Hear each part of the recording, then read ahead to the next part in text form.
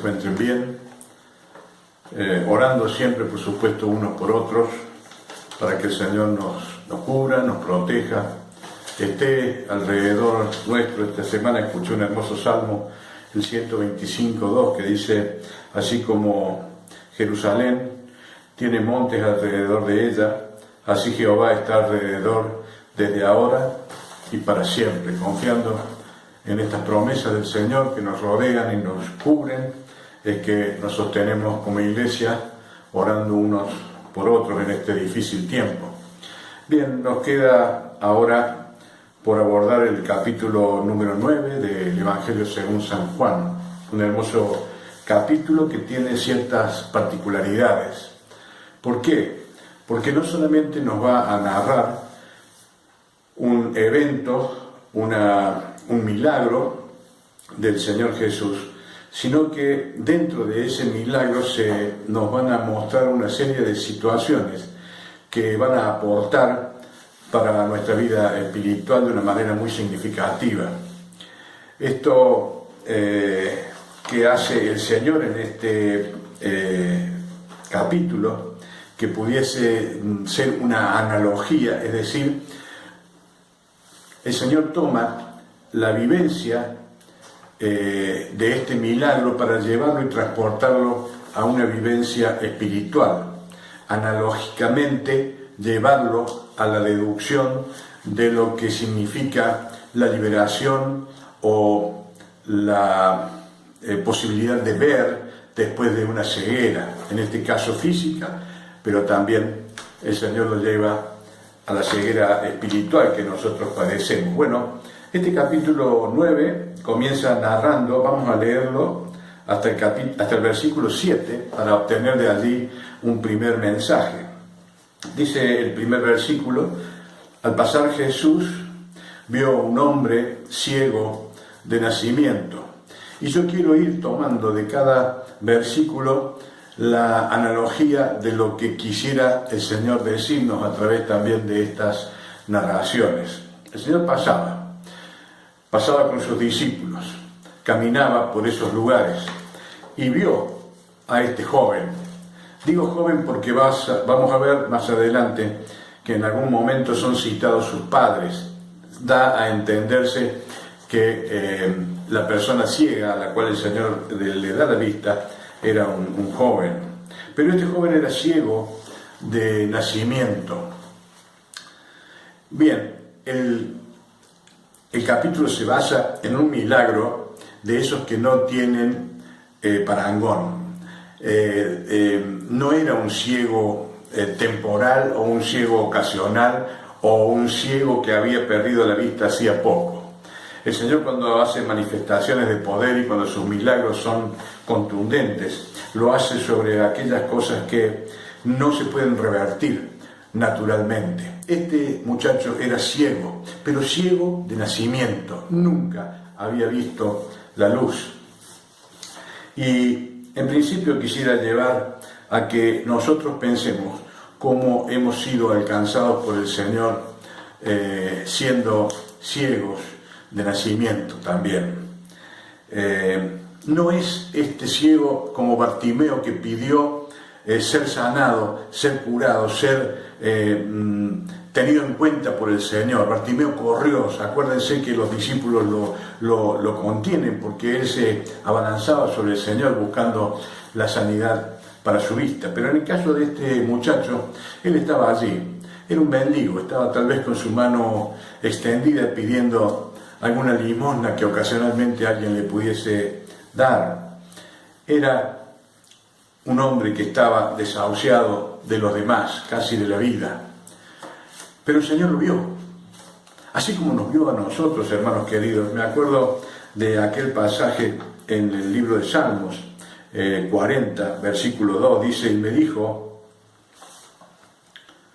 y me hizo sacar del pozo de la desesperación y del lodo cenagoso, puso mis pies sobre peña y enderezó mis pasos, y me hizo sacar del pozo de la desesperación y del lodo cenagoso, puso mis pies sobre peña y enderezó mis pasos. Qué parecida situación a la que este muchacho vivía. Qué parecida el encuentro que tuvimos con el Señor. Estábamos desahuciados, estábamos ciegos, no podíamos ver, estábamos muertos, no podíamos acudir a Él.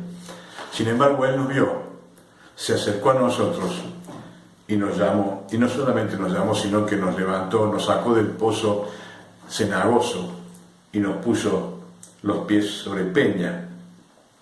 Era ciego de nacimiento, y quisiera hacer referencia a lo que dice Efesios capítulo 2, versículos 12 y 13. Dice así la palabra: en aquel tiempo estabais sin Cristo, alejados de la ciudadanía de Israel, alejados y ajenos a los pactos de la promesa, sin esperanza y sin Dios en el mundo. Pero ahora en Cristo, vosotros, que en otro tiempo estabas lejos, habéis sido hechos cercanos por la sangre de Cristo.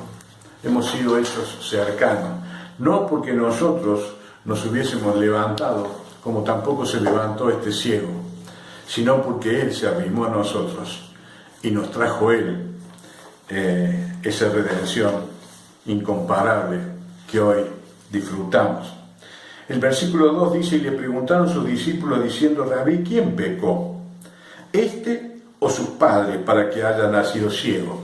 Y fíjense ustedes que esta es una pregunta recurrente en muchos casos de qué es lo que produce nuestras enfermedades, nuestros dolores, o aún aquellas enfermedades que traemos desde nuestro nacimiento como por herencia. En realidad los apóstoles no estaban desubicados en la pregunta con respecto a quién habría pecado para que este ciego hubiese estado en esa condición. Y el Señor le responde: no es que pecó este ni sus padres, sino que para que las obras de Dios se manifiesten en él. En este caso el Señor le dice que este ciego estaba en esa condición para que se manifestara la obra de Dios. Eso era lo importante que ellos debían destacar. Ahora, ¿por qué la ceguera? ¿Por qué las enfermedades? ¿Por qué uno puede nacer inclusive con enfermedades que traigamos hereditariamente? Bueno, precisamente porque nuestros padres pecaron. Y porque nuestros padres y los padres de nuestros padres y los padres de los padres de nuestros padres, nuestros primeros padres pecaron. Porque eso es lo que trajo la muerte. Y esa condena que el Señor produjo al hombre por el pecado que había sido manifiesto en él, es lo que produce enfermedad. No nos morimos de golpe, en algunos casos sí, pero la mayoría de las veces proviene la muerte de desgaste, de enfermedades que van haciendo que nuestro cuerpo termine sus días en este mundo. Así que tanto la enfermedad como la muerte es producto del pecado. Si lo debemos atribuir, y sí, es el pecado de nuestros padres los que generaron la enfermedad que hoy sufrimos. También puede ser que, así como los discípulos le preguntan: ¿pecó este o sus padres? Bueno, a veces también las enfermedades pueden provenir de nuestros propios pecados, en nuestra propia vida. Hoy vemos como una vida lisonjera, una vida de mal vivir, una vida de sexo y de cosas inmorales, pueden traer enfermedades muy conocidas por todos, como el SIDA, como diferentes tipos de enfermedades que son producto de una vida inmoral, una vida de oscuridad y de tiniebla. También puede venir por otras razones, no solamente por cuestiones de índole inmoral. La gula, por ejemplo. La gula puede provocar problemas y enfermedades que pueden variar de distintas formas, ¿no es cierto? Como puede ser una obesidad mórbica que produce también enfermedades y demás. O sea, podemos provocar nosotros nuestras propias enfermedades. Pero aquellas enfermedades a las cuales se le puede atribuir al pecado, tanto nosotros como nuestros padres, es todo fruto de la misma naturaleza humana caída y oscura. El versículo 4 dice: me es necesario hacer las obras del que me envió, entre tanto que el día dura y la noche viene, cuando nadie puede trabajar. Entre tanto que estoy en el mundo, luz soy del mundo. ¿Se acuerdan que comenzamos diciendo que este capítulo tenía una analogía? Es decir, iba a ser usado por Dios mismo, por el Señor Jesucristo, como una figura de lo que Él quería mostrar. Bueno, Él quería mostrar que no solamente podía dar luz a los ojos naturales, a los ojos humanos, sino que también podía dar luz a nuestra vida, abriendo nuestros ojos espirituales para darnos una proyección mucho más allá de lo que podemos ver y tocar, una proyección celestial, una proyección de eternidad. El versículo 6 dice: dicho esto, escupió en tierra e hizo todo con saliva, o hizo lodo, con saliva, y untó con él todos los ojos del ciego. Preguntamos a veces por qué el Señor utilizó esta forma. Escupió en tierra, hizo barro, tomó con sus dedos ese barro y untó los ojos de aquel muchacho. Bueno, precisamente es porque el Señor no tenía formas para hacer milagros. Él con esta actitud rompía esquemas. A veces tocaba a la persona a la cual iba a curar, a veces decía, y con ese decir se producía el milagro. Y en este caso hizo barro, y con el barro tocó los ojos. ¿Por qué? Porque no quería que los hombres miraran su forma o técnica, porque no existía tal forma ni técnica, era el poder mismo de su persona el que hacía el milagro. De esta manera se nos enseña entonces que para Dios no hay formas, Él simplemente dice y se produce. Y así estamos. A pesar de que el Señor intentó que se mirase su persona y no el método, que se mirase el poder de lo alto y quién verdaderamente Él era, el hombre buscó otros callejones.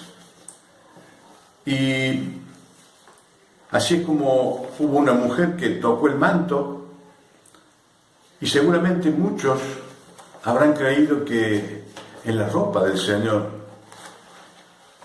en lo que cubría al Señor, en el género santo que vestía su humanidad, estaba el poder. Hoy tenemos aquel manto sagrado en un cofre de cristal, guardado y reservado para que algunos fieles vayan y depositen en ese género su fe. Otros depositan la fe en María, la madre de Jesús, aquella que tuvo la bienaventuranza y la posibilidad de engendrar ese ser santo que el Espíritu puso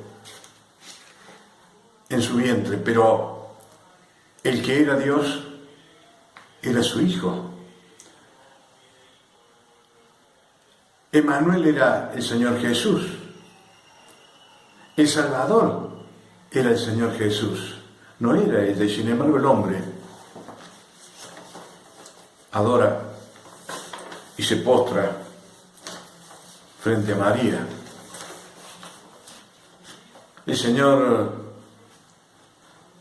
hizo que este hombre fuese, en el versículo 7 dice, y le dijo: ve, lávate en el estanque de Siloé. Este hombre fue y se lavó y regresó viendo. Estoy pensando tal vez que en ese tiempo pudieron haber algunos que fueron a tocar el agua del estanque pensando que en ella había poder. Es que Satanás nos hace mirar para otro lado.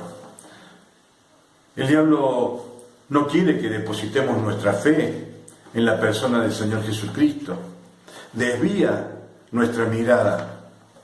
Quiere que permanezcamos en la oscuridad de la ceguera espiritual con la que el hombre natural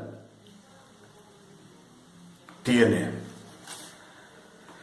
Pero cuando este hombre regresó viendo, dice el versículo, ya Jesús no estaba allí.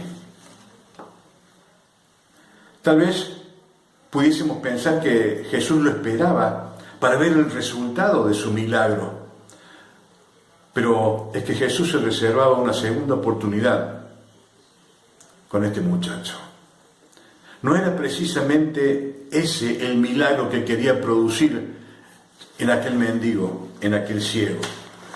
A eso lo vemos en el versículo 35 de este capítulo, mucho más adelante, después que acontecen algunas situaciones, porque los fariseos, los hombres que rodeaban aquella situación y que no querían aceptar el poder del Señor Jesucristo, ni que Él era Dios, buscaban pretexto y estuvieron indagándole al ciego, que ahora veía, y no creyendo aún que podía haber sido ciego de nacimiento, llamaron a sus padres para que testificaran, y luego le volvieron a consultar a él, e inclusive lo expulsaron de la sinagoga. Y después viene este segundo encuentro del joven con Jesús. El versículo 35 dice: oyó Jesús que le habían expulsado, y hallándole le dijo: ¿crees tú en el Hijo de Dios? Mi hermano, el Señor se reservaba este milagro.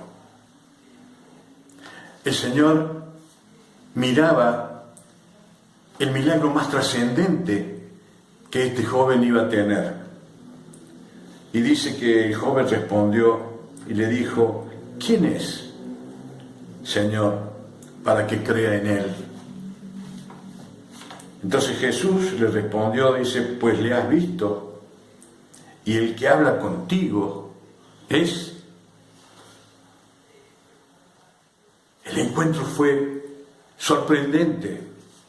No solamente este joven comenzaba a ver el colorido de la naturaleza, no solamente comenzaba a percibir todo lo que brillaba a su alrededor, no solamente comenzaba a descubrir lo que jamás había visto, sino que al poco tiempo de haber tenido esa manifestación de poder sobre su vida, viendo, se enfrentaba precisamente al Hijo de Dios, a quien le había dado la vista, a quien había operado con el milagro más grande y sublime en su vida, pero más en su corazón.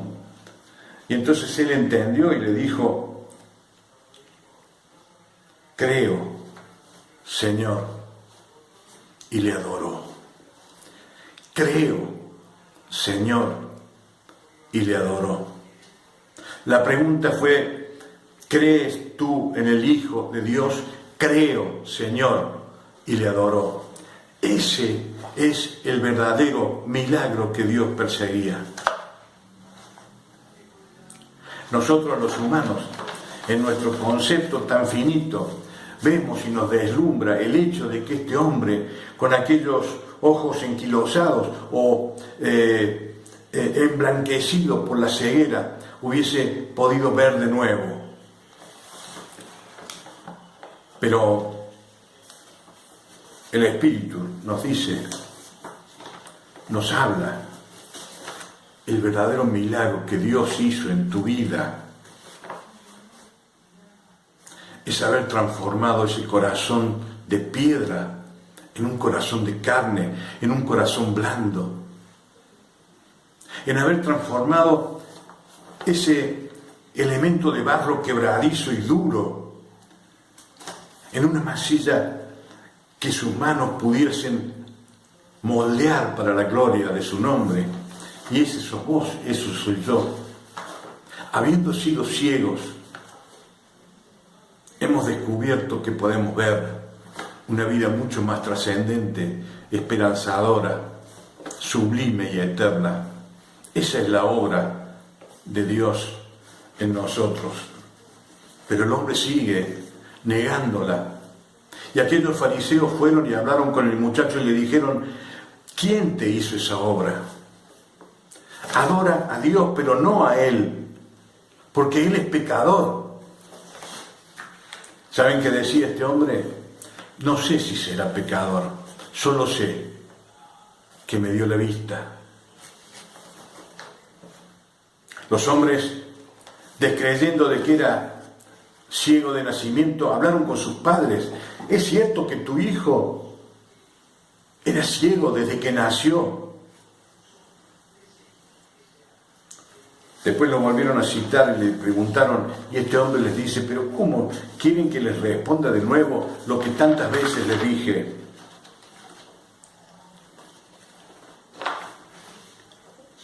Dice, volvieron pues a preguntarle en el versículo 15 cómo había recibido la vista, y él les dijo: me puso lodo, me lavé y ahora veo.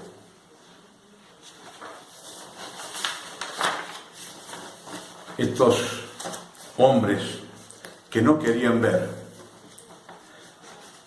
que no querían creer que Jesús era el Dios hecho hombre, termina el versículo diciendo en el versículo 40: entonces algunos de los fariseos que estaban con él al oír esto le dijeron: ¿acaso nosotros somos ciegos también? Y Jesús les responde: si fuerais ciegos, no tendríais pecado, mas ahora, porque decís vemos, vuestros pecados permanecen. Vine a dar luz a los ciegos y a cegar a aquellos que dicen tener luz. Esa es la misión del Señor. Estos hombres que veían con sus ojos naturales estaban cegados en sus ojos espirituales. Hoy el mundo está ciego. Hoy los representantes de las más grandes religiones, las más populosas religiones, emiten leyes, promulgan un canon opuesto a los principios de Dios. El mundo va en un sentido contrario a la voluntad de Dios. Hermano querido, tenemos un Dios grande, un Dios poderoso, un poder que excede nuestro entendimiento. Un Dios que nos envuelve, que nos cobija, que nos cubre, que nos guarda, que nos cuida, que nos mima. Ese Dios es a quien debemos confiar, en quien confiar, y debemos depositar nuestra plena confianza en Él. No dejemos que voces nos susurren y nos quieran hacer mirar hacia otro lado. No quieran ustedes desviar su vista, porque el apóstol bien nos decía: tenemos que mirar las cosas de arriba. Y habrá luces acá abajo, y habrá tentaciones, y habrá llamados que nos quieran interrumpir esa mirada. Sin embargo, nuestros ojos han sido abiertos para mirarle, para contemplarle, para adorarle. Hermano querido, estamos en épocas difíciles, pero podemos tener la plena seguridad de que tenemos un Dios con poder, un Dios que venció la muerte y venció a quien tenía el imperio de la muerte. En ese Dios estamos depositados, en esa roca eterna estamos cimentados. Y el ciego le vio y le dijo: sí, creo, y le adoró. Le adoremos en vida, le adoremos en cada día de nuestro andar. le adoremos en nuestras formas, le adoremos en espíritu y en verdad. Que Dios te bendiga y agregue a través de su espíritu la enseñanza que Él ha impartido a través de su palabra. Amén.